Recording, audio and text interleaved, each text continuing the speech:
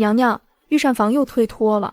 他们说陛下下了旨，慈宁宫今日的份例就只有这清粥小菜，连口热汤都讨不来。这是第几次了？这已经是第3次了，娘娘。新帝登基半年，慈宁宫的用度被减了3次，第4次来传话的太监连头都没磕，说陛下替太后在城外寻了处清静的园子，适合太后静养。我在慈宁宫坐了1整天，把先帝留给我的东西一样一样理出来，兵符、玉玺复印，3道遗诏。第2天，我照常上朝垂帘听政，帘子后面隔着满朝文武。新帝侧过头看了我一眼，他身边站的人不是皇后，是上个月才进宫的宠妃。宠妃替他整了整衣袖，低声说了句什么。朕以为太后奉体为和，朝政之事不必再劳动母后。底下几个大臣跟着附和，我没掀帘子。陛下觉得哀家该歇歇了。那哀家问陛下一句，先帝留下的3道遗诏，陛下看过几道？整座朝堂没有一个人出声。新帝的手攥紧了龙椅扶手。第1道立你为帝，你看过了。第2道，陛下要不要现在拆，还是等哀家搬去城外那座园子以后再拆？朝堂上没有一丝声响，满朝文武垂着头，连呼吸都放轻了半拍。萧卓的脸白的没有血色，喉结上下滚了2次，龙椅扶手上他10根手指攥的骨节发白。我透过帘缝看着他的眼睛，不是愧疚，是恐惧。母后说笑了，萧卓终于开口，声音压得极低，尾音发抖。先帝遗诏乃社稷重器，怎可在朝堂儿戏？退朝后，朕亲自去慈宁宫给母后请安，此事容后在议。他在拖时间，可我没打算再给他时间。右手探入袖中，指尖触到那卷明黄绸帛，帘后光线暗，但明黄的颜色太刺眼。前排几个先帝旧臣同时抬起了头。陛下既然不急，手腕一翻，那卷遗诏从帘缝中甩了出去，明黄丝卷沿着9层玉阶一级一级滚落，碰撞声在死寂的大殿里回荡。所有人的视线追着他往下坠，没有人敢动。萧卓猛地站起身，但他身侧的女人比他更快。林云娇提着裙摆冲下玉阶，太后娘娘近来夜不能寐，她是癔症发作，这东西还是由臣妾先代为保管。她的指尖刚碰到丝卷的边角，我看着她弯腰的姿态，脑子里闪过一个画面。3年前的腊月，我走在雪地里3天3夜，一个一个求那些老臣支持萧卓继位，膝盖的血渗进雪里，冻成了冰碴，换来的就是眼前这一幕。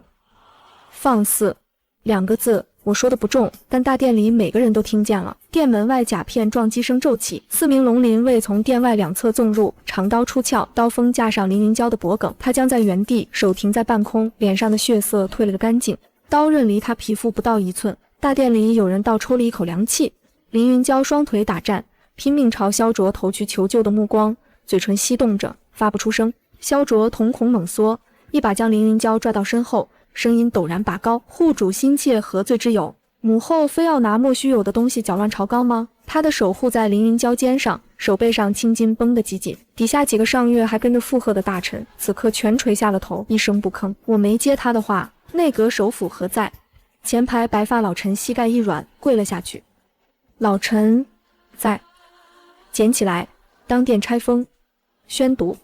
老首辅爬到玉阶底部，双手颤抖着捧起那卷丝卷，他一点一点拨开封口的火漆，手指头抖得碎屑落了一地。萧卓的嘴唇动了动，想开口阻拦，但殿中数十道目光同时落在他脸上，他没能说出那个字。明黄丝卷在首辅手中缓缓展开，老首辅的眼珠左右扫过，脸色骤变，他抬头看向帘后的我，又转头看了一眼龙椅上的萧卓，嘴唇哆嗦了2下。我说：念。首辅颤着声音开口：先帝遗命第2道，若新主登基后单于后宫，至外戚干政后妃僭越，太后有权即刻剥夺后妃母族3品以上一切官职，不必奏请，不必合议，即日生效。大殿安静了3息，紧接着所有人的目光齐齐落向同一个方向。凌云娇站在萧卓身后，脸色灰白，指甲掐进了掌心。遗诏上盖着先帝的玉玺大印，一笔一画清晰可辨，做不了假。萧卓咬着牙，一个字都说不出来。我掀开珠帘，站了起来。满朝文武的目光齐刷刷落在我身上，前排老臣拱手垂目，后排年轻官员的腿在打颤。林尚书教女无方，纵女在朝堂之上抢夺先帝遗诏，目无君上。我的声音不大，但殿中每个人都听得清楚。兵部尚书林怀元脸涨成了猪肝色，身体摇晃了2下，硬撑着没跪倒。即日起，罢免兵部尚书之职，收缴官印，永不起复。我看向萧卓，皇帝，你有意见吗？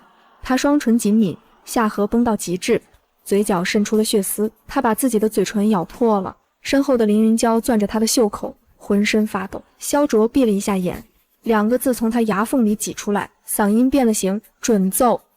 林怀远在殿中站了半晌，脸上青一阵白一阵，他慢慢解下腰间的官印，双手捧着，放在玉阶最底下那一级上，没有人去替他捡。凌云娇膝盖一软，瘫在萧卓怀里无声的哭。萧卓扶着他的肩，低下头，他抬眼看我的那一瞬，眼底划过一道极致的狠戾。退朝不到2个时辰，慈宁宫外200名禁卫全部被撤走，取而代之的是御林军调来的人，穿着禁卫的袍子，腰间的刀柄上刻着萧字。我站在窗前看他们在院中列成2排。李福全端着茶走进来，脚步比往日轻了几分。他将茶放下，冲我微微躬身：“娘娘，外头换了人，日后行事得更仔细些。”我看了他一眼，没说话。他退了出去。我从暗格里取出第3道遗诏和兵符，摊在桌面上，手指一寸一寸抚过兵符上的虎纹。先帝弥留之前把这些东西塞给我，说过一句：“留着，谁都不给。”我当时以为他多虑了。入夜，一个面生的小太监端着一碗汤走进慈宁宫。安神汤。他把碗搁在桌上，既不跪也不行礼，歪着头打量了我一圈。陛下口谕，太后凤体欠安，这汤日日1碗，不能断。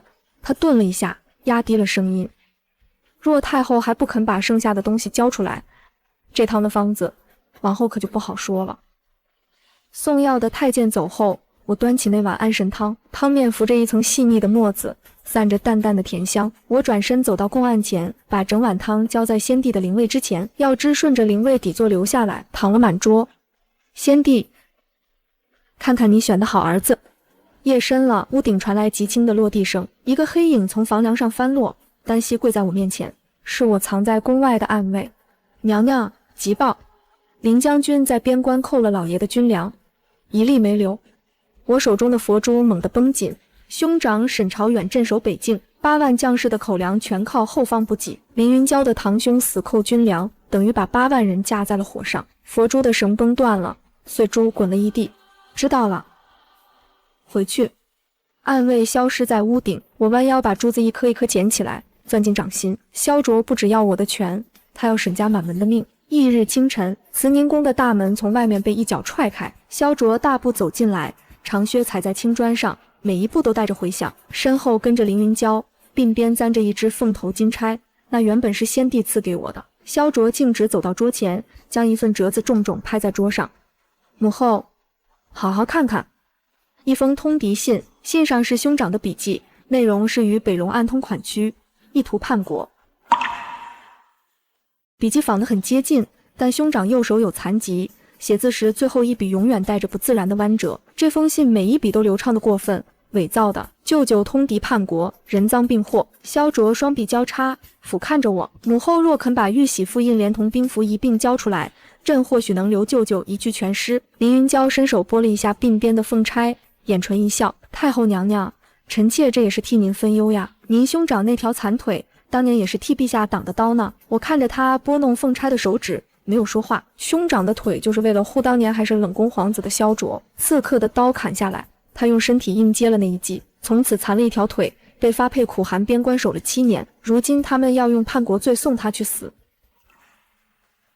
萧卓从腰间抽出长剑，剑锋横在我和他之间，刃口泛着冷光，距我胸口不到半尺。3年前他被后宫妃嫔毒害，是我用手臂替他挡了那一等，伤疤到现在还在我小臂上。如今这把剑对准了我。母后，儿臣最后问一次，交出玉玺复印和剩下的遗诏，否则今晚舅舅的人头就送到这张桌子上来。我没有后退，我的手慢慢探向发间，拔出了那根银簪。下一个动作，我一把攥住凌云娇的手腕，将他整个人拽到我面前，簪尖抵上了他的脖子。凌云娇尖叫出声，萧卓的眼睛瞬间瞪大，长剑下意识调转方向，从我的胸口移到了我的喉咙。3年前他被刺客围杀，浑身是血，是我把他拉到身后，替他挡了3刀。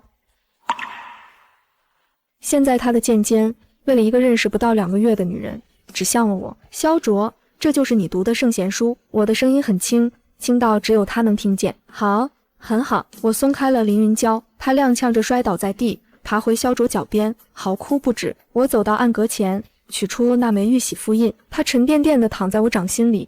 先帝把它交给我的那天说，这是你最后的倚仗，我现在要亲手把它扔掉。我把它举到萧卓面前，看着他的眼睛，贪婪，极致的贪婪。我松开手指，玉玺复印从掌心坠落，重重砸在萧卓脚下的青砖上。拿去，告诉刑部，沈家不需要任何豁免。萧卓弯腰把复印捡起来，翻来覆去的确认了3遍，脸上的紧绷终于松开了，嘴角甚至浮出一丝笑。他拉着凌云娇头也不回地走出了慈宁宫。大门合上的一刻，凌云娇的笑声从门外飘进来，得意的，尖锐的。心腹宫女跪在地上，眼泪砸在砖面上。娘娘，沈家完了。我没理他，我转身走到供案后面的暗格最深处，伸手进去，指尖触到一块冰冷的铁，我把它取出来，半块漆黑的虎符，通体铸铁，正面刻着一个阴字。他们只知道玉玺能调兵，我把虎符攥在手心里，却不知大前的死事，只认这半块虎符。暗道的入口无声地打开，一名暗卫钻出来，跪在我脚边。我将虎符交到他手中，传令兄长诈败出关，带3万铁骑，潜伏京城9门之外。暗卫接过虎符，无声地消失在暗道中。我站在窗前，外面的天已经黑了，几只鸟从慈宁宫的屋檐上掠过。李福全从外面小步跑进来，娘娘，刚得到的消息，陛下拿着复印连发4道圣旨，京城9门守备全部换成了林家的人。我没转头，福全，奴才在。第3道遗诏，准备好10天。慈宁宫安静了整整10天，门外的禁卫1日3换，送饭的宫女换了4波，每一个进来的人都要翻我的柜子，搜我的暗格，他们什么都没找到。第3道遗诏和虎符早就不在慈宁宫里了。第11天清早，李福全从外面小步跑进来，脸色不对。娘娘，宫里传旨了。他垂着头，声音压得极低。圣妃有喜，陛下下旨普天同庆，3日后设万寿宴，命太后亲手将凤印赐予圣妃。我捏着茶盏的手停了一下。凌云娇进宫不到3个月就怀了身孕，消息来得太巧了。还有呢，陛下说太后身为皇室长辈，理应为皇子行跪拜祈福之礼，让太后跪一个进宫不到3个月的妃子。这种事大前开国以来没有过。3日后，万寿宴，大殿张灯结彩，文武百官列坐2侧。我被2个宫女搀扶着走进殿中，说是搀扶，他们的手扣在我小臂上，指甲掐进了肉里。殿中靠外的几个官员偷偷抬头看了我一眼，又飞快地低下去。没有人和我对视。萧卓坐在主位上，龙袍金冠，居高临下。凌云娇紧挨着他坐在侧位，一只手搭在微微隆起的小腹上，另一只手端着金盏。他看向我的时候，嘴角含着笑。母后来了。萧卓端着酒杯，俯视着我。云娇怀的是朕的嫡长子，母后身为嫡祖母，这头一拜，便替天下臣民拜一拜这皇室血脉吧。凌云娇摸着肚子开口了，臣妾怎敢受太后大礼？只要太后挪出慈宁宫为皇子祈福清修，臣妾就心满意足了。满殿哗然，但没有一个人敢出声。先帝留下的几个就沉低着头，满脸羞愧。我端坐不动，目光扫过殿中每一张脸，脑子里闪过先帝弥留时的声音：此子狼子野心，若留不得，便杀。我的手缓缓探入袖中，触到了一个冰凉的物件，哀家自然要赏。我开口了，语气平淡：来人，替哀家给圣妃盖印赐福。我从袖中取出一枚凤印，托在掌心上。凌云娇的眼睛瞬间亮了，她迫不及待地站起身，伸出双手，指尖快要碰到印面。印面贴合凌云娇掌心的一瞬间，一声脆响，凤印上的暗格弹开，褐色药粉混着印泥从印面迸射而出，铺满了凌云娇的双手和整张脸。她的笑容凝固了一瞬，然后惨叫声撕裂了整座大殿。双手以肉眼可见的速度红肿溃烂，指缝渗出黄色脓水，两颊的皮肤起了密密麻麻的水泡，一碰就破，粘液顺着下巴往下淌。她抱着脸满地打滚，尖叫声一声高过一声。我的脸，我的脸！满殿寂静，前排几个老臣不约而同站了起来，往后退了一步。凌云娇身旁的宫女瘫坐在地上，脸上一片惨白。文武百官的筷子停在半空，有人手中的酒杯砸在地上碎了。萧卓猛地站起来，脸色煞白，冲下主位扶住凌云娇。太医，传太医！他抬头看向我，目光带着赤裸裸的恨意。我坐在原位，面色平静。德不配位，必有灾殃。我的声音不大，但殿中每个人都听得清楚。皇帝，连老天都看不下去他那肚子里的东西。前排几个一直低头不语的旧臣微微直了直几倍，萧卓的手在抖，他下颌绷到极致，眼底的血丝快要炸裂。毒妇，他一个字一个字从嗓子眼里挤出来，你竟敢谋害皇嗣！来人，将此毒妇拿下，禁足闭宫，给朕掘地3尺也要翻出他的底牌。殿门外铁甲声大作，数十名御林军涌进大殿，将我团团围住，长戟架上我的脖颈两侧，冰冷的刃贴着皮肤，我没有动。2个太监上来架住我的胳膊，半拖半拽地将我拉出大殿。经过庭院长廊的时候，风里忽然多了一股刺鼻的味道，浓呛。我侧头看了一眼，慈宁宫外围的墙根下，几个内侍弯着腰，一桶接一桶地往地面上泼洒黑色的液体，火油油渍沿着砖缝蔓延开来，一直扑到了慈宁宫的正门前。大门从外面落了锁，慈宁宫里只剩下我和2个被吓坏的宫女，殿阁中弥漫着火油的味道，呛得嗓子发疼。我坐在正中的凤椅上，一动不动，宫女趴在地上，把哭声压到了最低。天色暗了下来，庭院外亮起了火光，不是灯笼，是火把。脚步声从远处传来，很多人，铁甲铿锵，一层层叠加，越来越近，越来越重。萧卓的声音从院门外传了进来。母后，他站在院中，手里举着一只火把，火光映在他脸上，将五官切成忽明忽暗的两半。他身边站着凌云娇，半张脸裹着纱布，只露出一双眼睛，那双眼睛里全是怨毒。身后是3排全副武装的禁军。朕最后给母后一个机会。他的声音不高，但在安静的夜里听得清清楚楚。虎符和第3道遗诏交出来，朕留你体面收场。他停了一下，火把在手中晃了晃，映得满地火油泛出暗红的光。否则今夜慈宁宫就是你的火葬场。我没有回答，他等了3息，不耐烦的一挥手，殿门被一脚踹开，禁军涌了进来，他们见东西就砸。供案上的香炉被掀翻在地，墙上先帝的题字被扯下来踩碎，历代赏赐的器物在地砖上摔成粉末，暗格一个一个被撬开，里面的东西散落一地。林云娇跟在后面，一脚踢翻了我日日浇灌的那盆兰花，砍了他的手脚，看他还怎么高高在上。他的声音从纱布后面透出来，尖细刺耳。2个宫女被禁军拖到一旁，嘴被堵住了。我坐在凤椅上，没有起身，没有开口。这时候一个人从我身后慢慢走了出来，李福全。他走到大殿正中，扑通跪在了萧卓脚下，双手捧着一叠密封的信件。皇上，太后意图调集边军的密令全在这里了，奴才拼死拦截，一封不落。萧卓大笑起来，他从李福全手里接过那叠密信，凑到火把上点燃，纸张卷曲燃烧碎裂，灰烬飘落在我脚前。母后，你最后的底牌都被自己人卖了。他蹲下身，凑近我的脸，惊不惊喜？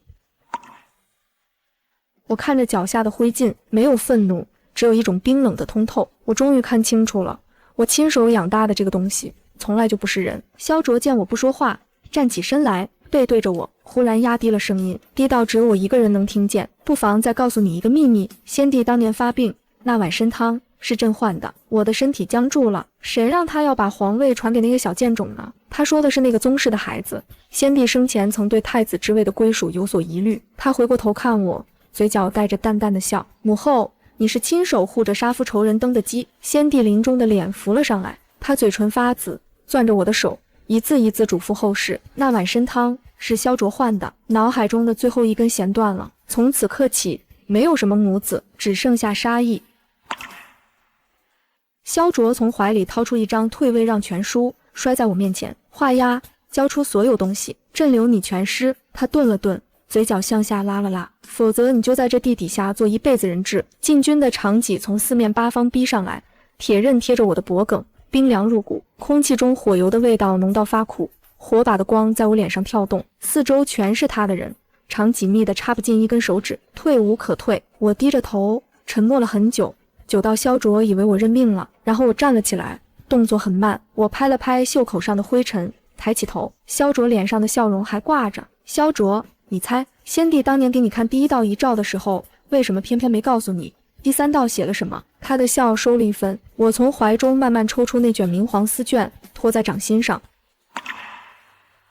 因为这第3道遗诏从头到尾写的就是你的死期。黄卷从我手中抛出，在空中划出一道弧线。萧卓的笑容凝固了，瞳孔猛地收缩，他身体前倾，本能地伸手去抓，指尖刚碰到丝绢的边缘，萧卓展开了那卷丝绢，他的手在抖，明黄绸帛在火光下展开，上面的字一个一个印进他的眼底，他的脸色从白转青，从青转灰，遗诏上写得清清楚楚：萧卓，非先帝血脉，其母为浣衣局宫女，与禁军侍卫私通有孕，混入后宫冒充龙嗣。先帝在世时已查明全部证据，流荡于宗人府密匣之中，因皇后求情，膝下空虚，特留其性命。最后一行，朱笔欲批，此子若行大逆，必杀无赦。丝绢从萧卓指尖滑落在地。假的，全是假的。他的声音变了调，嘶眼尖锐，这是他伪造的，给朕杀了他。他猛地转头看向身边的禁军统领，禁军统领拔刀了，刀锋横劈，但那一刀不是冲我。萧卓身侧最近的一名心腹侍卫被当胸砍翻在地，血溅了萧卓半条裤腿。禁军统领转身，单膝跪在了我面前，臣等候太后懿旨已有6个月，救驾来迟，请太后恕罪。萧卓的身体晃了一下，他跌坐在地上，张着嘴发不出声音。李福全从地上站了起来，他扯掉脸上的谄媚神色，走回我的身边，站得笔直。那些密信是假的，老奴专门做给皇上看的，真正的密令7天前就送到了边关。他弯腰替我整了整衣袖，娘娘，这出戏奴才后背的衣裳都湿透了。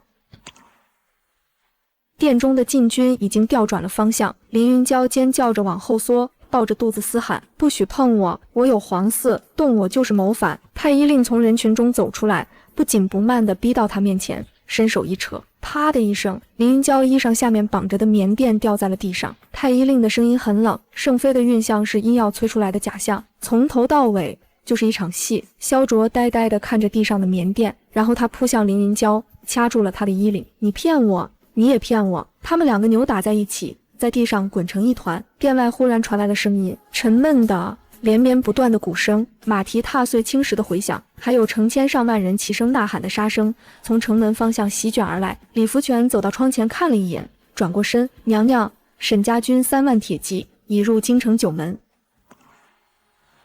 第2天早朝，我没有垂帘，大殿的珠帘被全部撤下，晨光直射进来，铺在空荡荡的龙椅上。我端坐在龙椅右侧的凤座上，面对满朝文武，百官跪了一地。和昨天不同的是，今天跪着的人里有一大半在发抖。殿门外传来铁链拖地的声音，萧卓被2名龙鳞卫压着走进来。他没穿龙袍，而是穿着囚服，脚上还戴着镣铐，头发散乱，脸上还有和凌云娇扭打时留下的抓痕。他被按在大殿正中，膝盖重重砸在地砖上，脸上已没有往日的神采，眼中只剩下绝望和恐惧。凌云娇在他后面，双手反绑，穿着囚服，眼中无神，脸上还绑着纱布。殿中有人别过了头，不敢直视。我拿起那卷展开的第3道遗诏，一字一句地说着：萧卓，罪状3条。其1，以毒汤弑杀先帝，谋反篡位；其2，构陷忠良，残害功臣；其3，冒充皇嗣，混淆龙脉。3罪并论，废除帝号，贬为庶人，永世不得翻案。萧卓的身体在发抖，但他还在挣扎。这是诬陷，朕是先帝亲封的太子。他转头扫向殿中群臣，嘶声喊道：你们谁来替朕说一句话？谁来？没有人动。那些昨天还跟着他附和的大臣，此刻一个个把头埋到了最低处。我将一本厚厚的账册扔到他面前，这是林家贪赃枉法的全部账目，复印在你手上的那几天，林家拿他签发了多少空饷军令，上面记得清清楚楚。萧卓的嘴终于闭上了。凌云娇被拖到殿中央，刑官手持铁笔，在他额头上刻下一个罪字。他惨叫一声，晕了过去。萧卓跪在地上，看着这一切，浑身的血好像被抽空了。他被拖着往殿外走，经过我面前的时候，我开口了：拖去冰窖地牢。他的脚步顿了一下，再备一碗安神汤。我看着他的后背，方子用他当初给我备的那个。3天后，我去了冰窖地牢。地牢在皇城最深处，常年不见光，石壁上结着一层薄冰。萧卓缩在角落里，3天前还穿着龙袍的人，此刻全在潮湿的稻草堆上，囚服被冰水浸透了，整个人抖得停不下来。他听到脚步声，猛地抬头，看到是我，他的眼睛亮了一瞬，然后他爬了过来，膝盖磨在粗粝的石地上，他扑到我脚边，抱住了我的鞋。母后，母后，求你了，看在这些年的份上，饶了臣一命，而臣知错了。他的眼泪鼻涕混在一起，蹭在我的裙摆上。3年前他在雪地里摔倒也是这样喊的，母后而沉冷。那时候我把他抱进怀里，搓了半个时辰的手，我一脚将他踹开。你换掉先帝参汤的时候，可想过父子之情？他张着嘴，一个字也说不出来。我转身出去，吩咐了一句：每日的安神汤不能断，汤里加了致幻的药。他日夜嘶吼，声音从地牢一直传到宫墙外面。半个月后，狱卒来报，林云娇从流放途中跑回了京城。我没有让人追，放他进去。林云娇被带进地牢，他看到蓬头垢面的萧卓，没有心疼，也没有求饶。他站在铁栏前开口了：就你这个样子，一个宫女生的野种，也配让我林云娇陪葬？野种这2个字落进去的一瞬间，萧卓的眼珠转了一下，他发出一声嘶吼，猛地扑上去，掐住了林云娇的脖子。林云娇拼命蹬腿，指甲抓得他脸上多了几道血痕。狱卒走上前，很快就结束了，血溅在萧卓的脸上。他坐在地上，双手保持着掐人的姿势，一动不动，瞳孔涣散了。忽然他张开嘴，咬向自己的舌头，2个狱卒冲上来，掰开了他的下颌。我的声音从铁栏外面传进去，告诉他怎么死不是他说了算的。那月23，我牵着一个孩子走上了大殿的台阶。他5岁，眉眼之间和先帝有7分相似，他是先帝遗落在外的真正血脉。我的人暗中找了3年，才从一个偏远的农户家中将他带回来。他很瘦，特制的小号龙袍空荡荡地挂在身上，袍角脱了一地。登基大典那天日头很好，阳光照在琉璃瓦上，晃得人睁不开眼。幼帝被我牵着一步步走上去，文武百官跪成2排，山呼万岁的声音从殿内传到殿外。我以2朝太后之名，正式垂帘听政。曾经附和萧卓的墙头草全数罢免，该流放的流放，该削职的削职，一个不留。兄长沈朝元洗清冤屈，率军班师回京，坐镇京城守备。他到我面前行礼的时候，瘸着那条腿，跪得很艰难。我亲手把他扶起来，什么都没说。除夕夜，皇城外烟花漫天，爆竹声和孩子的笑声混在一起，整座京城都是热闹的。我坐在慈宁宫里，桌上摆了一壶茶。3更天的时候，李福全来了，他站在我面前，低声开口：娘娘，萧卓在地牢里咬舌自尽了。我端着茶盏的手没有停，仿佛一切都在预料中一般。拖出去喂狗，我淡淡的说了一句，他应了一声，退了出去。我把盏中最后一口冷茶倒进窗外的雪地里，茶水落在白雪上，晕开一小片深色的痕迹，很快就被新落下的雪盖住了。窗外的烟花还在响。大年初1清晨时，我站在城墙上，太阳从东面升起来，金色的光铺满了整座京城的屋顶、街巷、城墙和城墙下连绵不断的山河。幼帝小跑着过来，2只手拉住我的一只手，他仰起头看向我，声音脆生生地说：母后，这天下海晏河清了。我低头看着他，微微地扬起嘴角，随后抬头看向远处的万里江山。再不会有人掌控我的命运，因为我就是天命。浣衣局的皂荚味熏的人眼睛发胀。萧卓蹲在木盆前，双手浸在满是浮沫的冷水里，指关节由于长久浸泡已经红肿变形，皮肤表面布满了细小的裂口。一个老太监走过来，踢了踢他的肩膀，动作快点，贵人们等着换洗。萧卓没抬头，手指机械地在粗麻布料上揉搓，水盆里的倒影很模糊。他看见一张苍白、消瘦且满是阴鸷的脸。他原本只是冷宫里一个无人问津的下人，后来他进了宫，成了皇子，穿上了锦缎做的衣裳。沈氏第一次见他时，递给他一块桂花糕，糕点很甜，但他只记住了沈氏手上那枚冰冷的护甲。那枚护甲划破了他的指尖，他当时跪在地上，把指尖的血舔干净了。他在沈氏面前装了3年的孝子。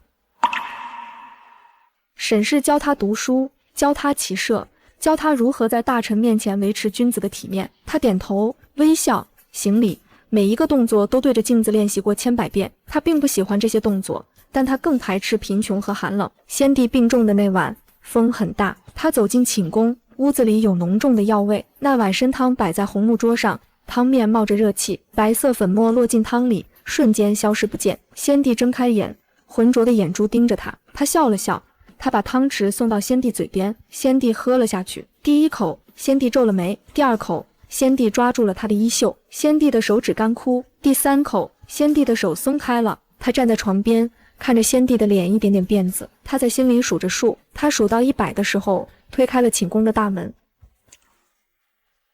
他大声喊了起来，他说：父皇驾崩了。沈氏冲进来的时候，他正跪在地上嚎哭，眼泪流进嘴里，味道发咸。他看见沈氏的眼底有疑虑，但他不在乎，他已经是皇帝了。凌云娇是他在御花园里见到的，她穿着一身粉色的裙子，正在掐一朵月季，月季的刺扎了他的手，他尖尖地叫着，把花踩得粉碎，花瓣陷进泥土里。他觉得这副样子很好，够狠也够蠢。他把她封为宠妃，他看着她去挑衅沈氏，他看着她去折辱那些老臣，他躲在后面看着这场闹剧，这种掌控感让他感到满意。直到沈氏甩出那道遗诏，明黄色的丝绢落在地上，他觉得沈氏背叛了他，他以为沈氏会一直做他的母后，但他忘了沈氏姓沈不姓萧。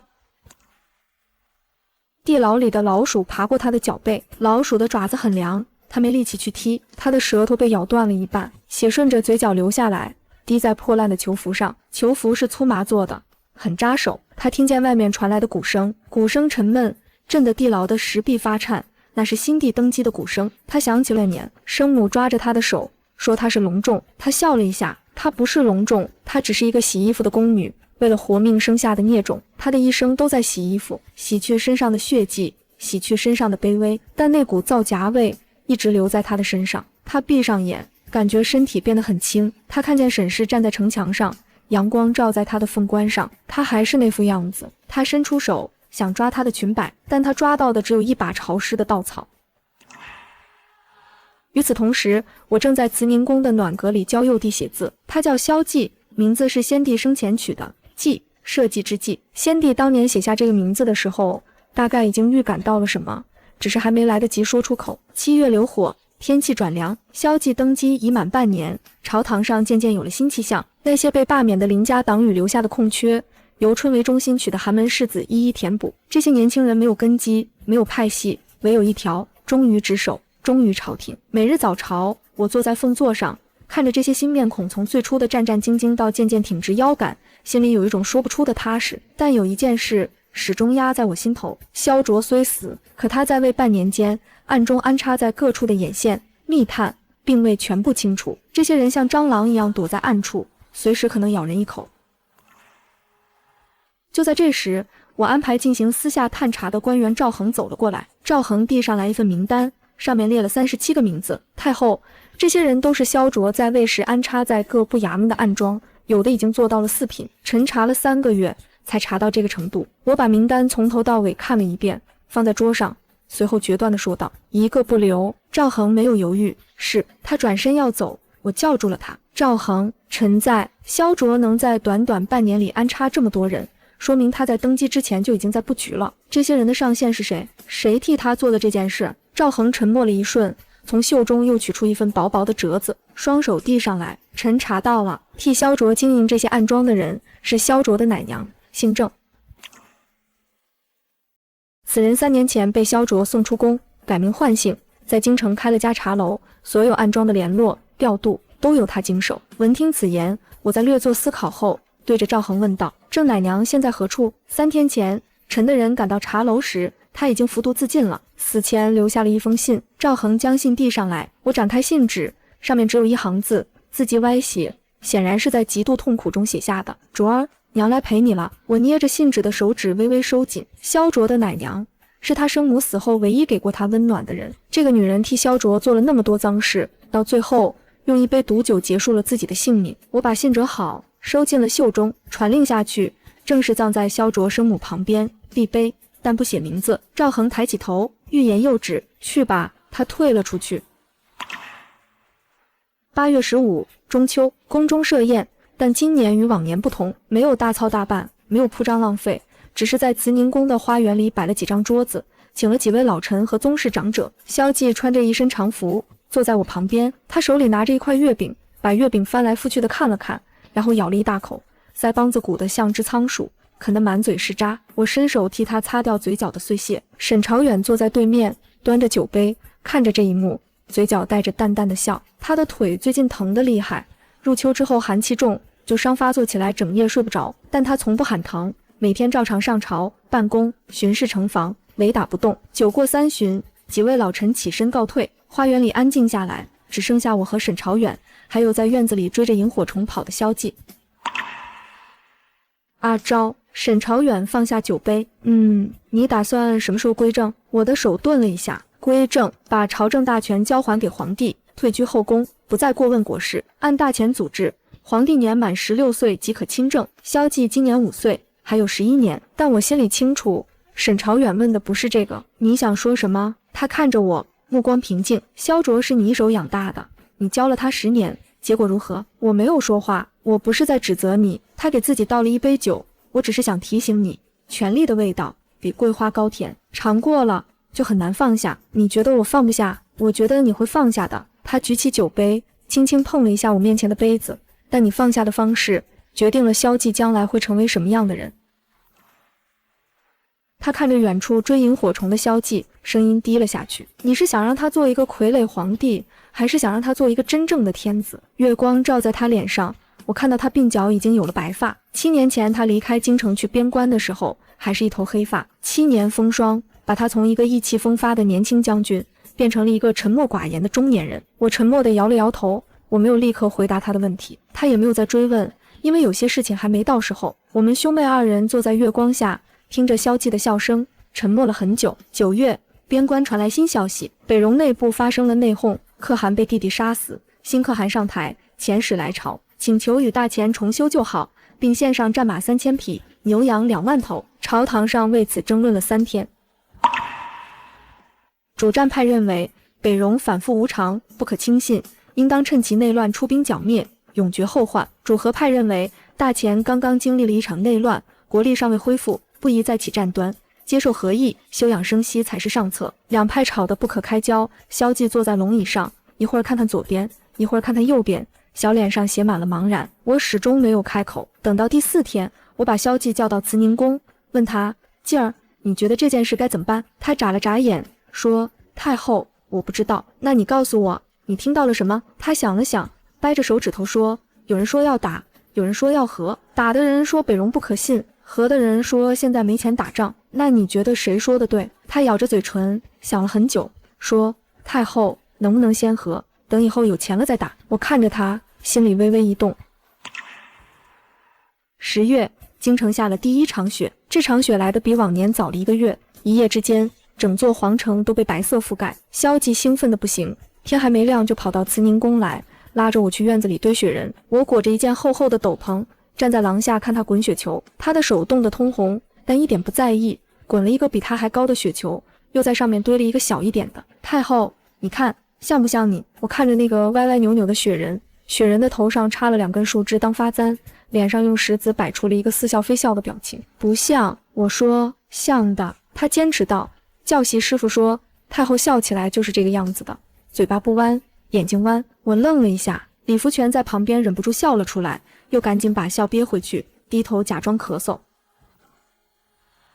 我伸手摸了摸萧纪冻得通红的脸颊，把他领回屋里，命人端来热姜汤。他捧着碗咕嘟咕嘟喝了一大口，辣得直吐舌头。太后，为什么冬天这么冷？因为太阳离我们远了。那太阳为什么要离我们远？因为它也要过冬。他信了，抱着碗又喝了一口。我看着他，忽然想起很多年前萧卓第一次看到雪的时候，那是他被接到宫里的第1个冬天。我牵着他的手站在廊下，他看着满天的雪花，眼睛里全是恐惧。他问我：母后，雪会把我埋起来吗？我说不会。他又问：那雪会把别人埋起来吗？我当时没听懂他话里的意思，后来我才知道他在冷宫里见过冻死的工人。他从5岁起就知道这个世界是会吃人的，所以他拼了命地往上爬，因为他不想被吃掉。萧纪不一样，他从来没有挨过饿，没有受过冻，没有被关在黑屋子里听外面的哭声。他看到雪，第一个反应是兴奋，是好奇，是想堆一个雪人。这份天真是我用无数人的血换来的，我不会让任何人毁掉它。除夕夜，皇城内外灯火通明，今年的烟火比去年更大更密，整片天空被照得像白昼一样，烟花炸开的声音此起彼伏，震得窗纸都在发抖。萧纪站在城墙上，仰着头看烟花，嘴巴张得大大的，眼睛里映出漫天流光。我站在他身后，替他拢了拢斗篷。太后，烟花为什么这么好看？因为它很短，开一下就没了，所以人们会觉得它好看。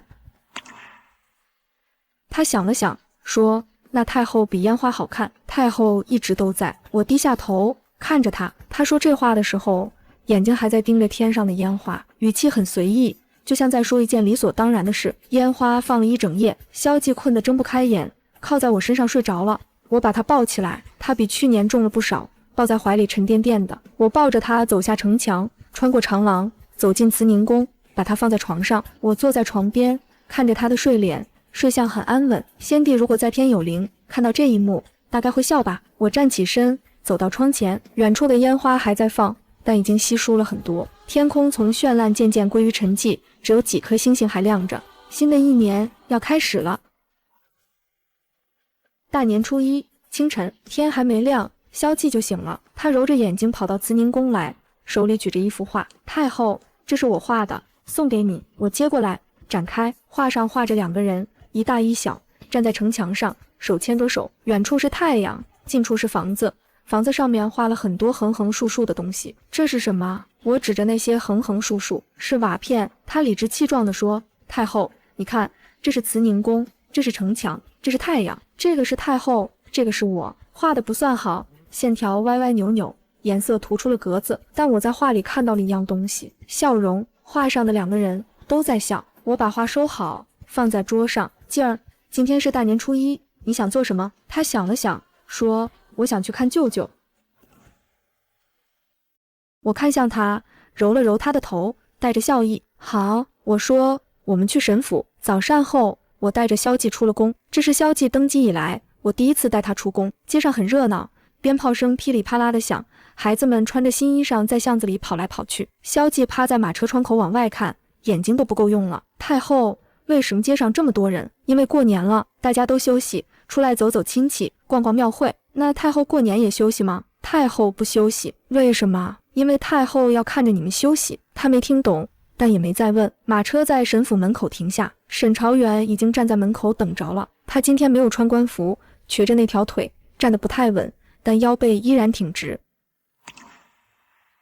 萧寂跳下马车，跑过去拉他的手：舅舅，新年好。沈朝元愣了一下，然后蹲下身，把萧寂抱了起来。他抱得很吃力，那条残腿撑不住2个人的重量，身体晃了一下，差点摔倒。旁边的侍卫要扶，他摆了摆手：舅舅抱得动。他笑着说道。他把萧寂抱进院子，放在石凳上。今儿想吃什么？饺子。好，舅舅立刻让人给你包。随即转身向身后的下人吩咐道。我站在院门口看着这一幕。沈朝远回头看了我一眼，笑了笑：阿昭，进来坐。我微笑地点了点头，走进去，在石凳上坐下。阳光很好，照在身上暖洋洋的。院子里那棵老槐树光秃秃的，但枝头已经冒出了嫩芽。春天要来了，一切又是新的开始。